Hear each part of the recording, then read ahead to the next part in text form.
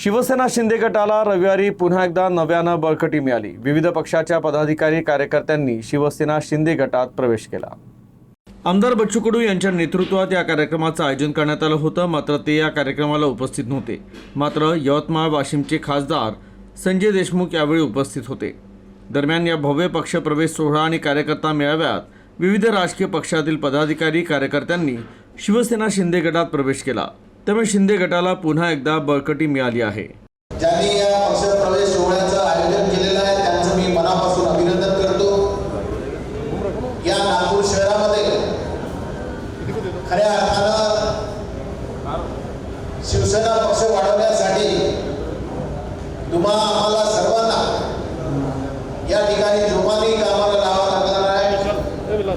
आपण पाहतो की भारतीय जनता पार्टीचं वर्चस्व या नागपूर आणि नागपूरच्या परिसरामध्ये जरी असलं तरी शिवसेना आपल्याला खंबीरपणे